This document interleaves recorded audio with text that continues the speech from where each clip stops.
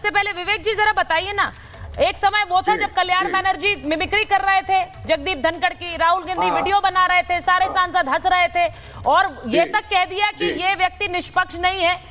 और आज जब वो उन्होंने इस्तीफा दिया तो बहुत सारे तो उनके समर्थन में सब खड़े हो गए, कह रहे हैं स्वास्थ्य क्या है, वो तो ठीक हो जाएगा, इस्तीफा क्यों दे दिया। समर्थन में उनके कोई नहीं खड़ा हुआ, ना उनको किसी ने पसंद किया, ना उनके कार्यकाल का हम और जिस तरीके के निर्णय थे हम कोई आदर करते हैं। चाहे वेस्ट बंगाल में जब गवर्नर थे बाबुल सुप्रियो को लेकर के, तब भाजपा में वो सांसद थे, पहुंच गए थे जादवपुर यूनिवर्सिटी, वहां लड़कों के बीच में खड़े हो गए थे स्टूडेंट यूनियन के और अच्छा ड्रामा हुआ था। फिर बाद में ये वाइस प्रेसिडेंट बने, उपराष्ट्रपति यहाँ आए, सारे के सारे डिसीजंस बॉडी लैंग्वेज से लेकर के जिस तरीके से झुक करके प्रधानमंत्री एवं अन्य मंत्रियों के सामने खड़े होते थे, उपराष्ट्रपति की गरिमा का कोई भी आदर नहीं किया इन्होंने। एक तरफा इनकी रूलिंग रही है सरकार के फेवर में। किसने कह दिया? कोई अपोजिशन में इनको पसंद नहीं करता। हम इनके अच्छे सेहत की कामना करते हैं और आशा करते हैं चले गए तो देश और प्रजातंत्र की सेहत भी शायद थोड़ी और इंप्रूव हो, दूसरा आदमी आए तो। लेकिन ये बात जरूर है कि आप बीच टर्म में जब किसी को हटाते हैं शब्द मैंने यूज किया, इस्तीफा शब्द मैंने नहीं यूज किया, तो उसके कारण भी नहीं आप कह रहे हैं कि ये नहीं आप कह रहे कोई इन्हें पसंद नहीं करता है, हमें कोई फर्क नहीं पड़ता है, लेकिन इन्हें बीच सेशन उठाया गया। अब मुझे ये बताइए, संजय राउत कह रहे हैं कि जगदीप धनखड़ तो स्वस्थ आदमी है, मैदान छोड़ने वाले आदमी नहीं है। अब ये मैदान छोड़ने वाले आदमी नहीं है, उनकी तारीफ नहीं है तो क्या है, मुझे ये बताइए। ये उनकी तारीफ नहीं है तो क्या है?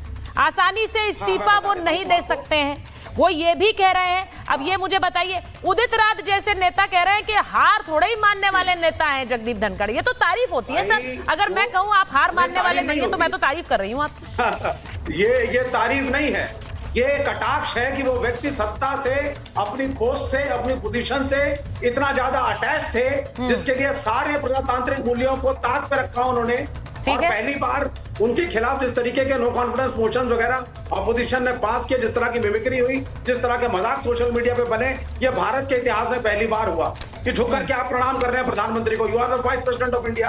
आप जिस पोजीशन पे उसकी आपने गरिमा नहीं रखी। हम ये नहीं कह रहे, लेकिन हम ये कह रहे हैं कि सत्ता लोलुप व्यक्ति अचानक अगर जाकर के इस्तीफा दे रहा है तो वो इस्तीफा नहीं है, इनको फोर्स किया गया है कि साइड हटो और नहीं तो क्यों फोर्स किया गया होगा? आप ये बोल रहे हैं कि उन्हें फोर्स किया गया, दूसरी तरफ आप ये भी कह रहे हैं कि वो निष्पक्ष व्यक्ति नहीं थे, वो सरकार की बात रखते थे, he was the government's voice। तो फिर उन्हें फोर्स क्यों किया गया होगा? मैं समझने की कोशिश कर रही हूँ। दो कारण हो सकते हैं, वो भी बता देते हैं। दो कारण हो सकते हैं। एक कारण ये कि शायद सरकार कुछ ऐसे निर्णय करवाना चाहती थी जो इनके बस के थे नहीं थे इनके बस के। आगे कैसे बस में नहीं थे? बस में कैसे नहीं थे? नहीं, मैं इसको समझना चाह रही हूँ, बस में कैसे नहीं थे? आप तो कह रहे हैं कि वो खुलकर उनके पक्ष में निर्णय लेते थे, तो फिर ऐसा क्या हुआ है? मैं यही समझना आज चाह रही हूँ।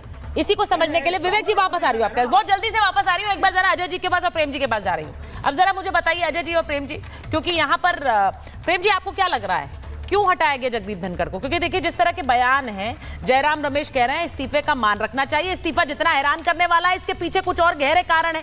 उपराष्ट्रपति का इस्तीफा अकल्पनीय है, ये इस्तीफा उनकी नीयत पर सवाल उठाता है, उनकी नीयत पर जिन्होंने उपराष्ट्रपति पद तक पहुंचाया। बताइए। देखिए सुचारिता जी, एक बीजेपी में बहुत चलता है, राजनाथ सिंह जी ने कभी कहा था कि बीजेपी में इस्तीफे नहीं होते। ये बीजेपी का मामला नहीं है, लेकिन इस्तीफे नहीं होते जो बीजेपी में ये था। तो ये जो इस्तीफा हुआ उपराष्ट्रपति जी का, ये समझ में तो आपको भी नहीं आ रहा होगी क्यों हुआ। हम लोग को किसी को नहीं समझ में। ठीक है। तो हेल्थ रीजन है, हेल्थ रीजन में भी क्वेश्चन उठते हैं, भाई हेल्थ तो उनका पहले मूर्छित हुए थे, बेहोश हुए थे, अभी ऐसा क्या हो गया, इसलिए क्वेश्चन उठ रहे हैं। अब है कि उपराष्ट्रपति इस्तीफा दे तो उसका कोई लॉजिक समझ में नहीं आ रहा है, इसीलिए डिबेट का विषय है और कोई चर्चा ये नहीं है। अब इसमें पॉलिटिकल बात जो आती है, जैसे हम अजय जी बात भी कर रहे थे, अजय जी ने बहुत अच्छी बात कही हमसे कि देखिए उपराष्ट्रपति जब बने थे धनखड़, तो बीजेपी राजस्थान भी जीत गई, बीजेपी हरियाणा भी जीत गई। तो क्या बिहार चुनाव को ध्यान में रख करके कोई वहां पर पोजीशनिंग की जाने वाली है? ये पॉलिटिकल रीजन हो सकता है। अगर ऐसा कुछ है तो इसका मतलब ये इस्तीफा नहीं है, इस्तीफा लिया गया। अच्छा, ये बिहार में पोजीशनिंग देख रहे हैं आप? मतलब आप ये कह रहे हैं कि इनको यहां से हटाकर बिहार भेजा जा रहा है? देखिए ये वाला गणित है। अच्छा, यहाँ उल्टा अभी हम समझ रहे थे अजय जी, अभी तक हम ये सोच रहे थे, मैं इसको समझ ही रही हूँ प्रेम जी, आपने एक नया एंगल दे दिया। अभी तक हम ये सोच रहे थे बिहार से कोई आएगा यहाँ, क्योंकि चर्चाएं नीतीश कुमार की लेकर नाम बड़ा चल रहा था। मैं फिर कहूंगी वो सिर्फ एक तरह से एक चैटर है, लोग इस पर सोशल मीडिया पे कयास लगा रहे हैं। नीतीश कुमार का जिस तरह का स्वास्थ्य है, मुझे नहीं पता है कि अगर उन्हें यहाँ पर केंद्र में लाया जाए, लेकिन ये उल्टा कह रहे हैं कि इन्होंने चुनाव जिता दिए इसलिए इन्हें बिहार भेजा जाएगा चुनाव जिताने। नहीं, ये मैं नहीं। हाँ, ठीक है, एक बार अजय जी। ऐसा मेरे समझ से वो प्रेम जी नहीं कह रहे हैं। हाँ।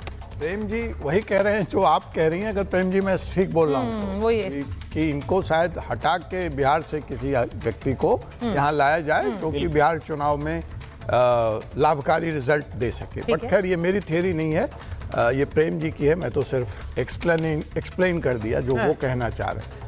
मैं इसको बड़े दूसरे ढंग से देखता हूँ कि ये जो विपक्ष है ना, ये सेल्फ गोल करने में पीएचडी कर चुका है। अच्छा, कल भी आपने देखा, मतलब इनको याद ही नहीं रहता है कि ये 2 दिन पहले क्या किए हैं, इनके स्क्रिप्ट लेखक कौन हैं, रणनीतिकार कौन है, मैं कमेंट ही नहीं कर सकता। धनकर के पीछे जिस तरह से विपक्ष पड़ा था, मुझे कोई शक नहीं है कि तबीयत खराब होने के पीछे वह रीजन है। ऐसी कौन सी सुभाषित है जिससे इनको सुशोभित नहीं किया?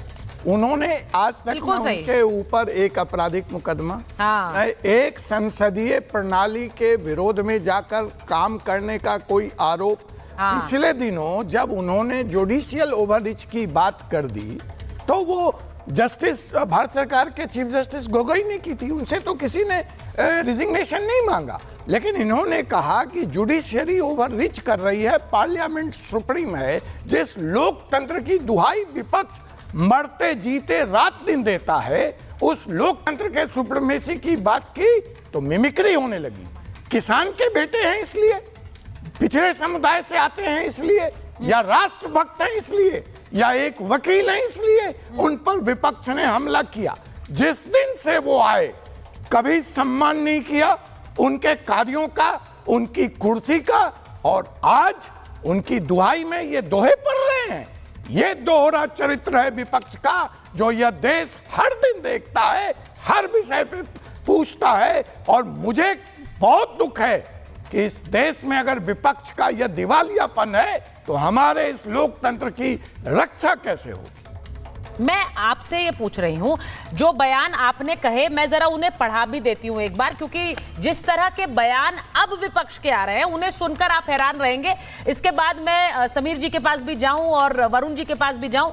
जरा बयान आप जरा चला देते हैं। जयराम रमेश का बयान मैंने अभी आपको बताया, इस्तीफे का मान रखना चाहिए। इस्तीफा जितना हैरान करने वाला है उसके पीछे और कितने कारण हैं। उपराष्ट्रपति का इस्तीफा अकल्पनीय है। ये इस्तीफा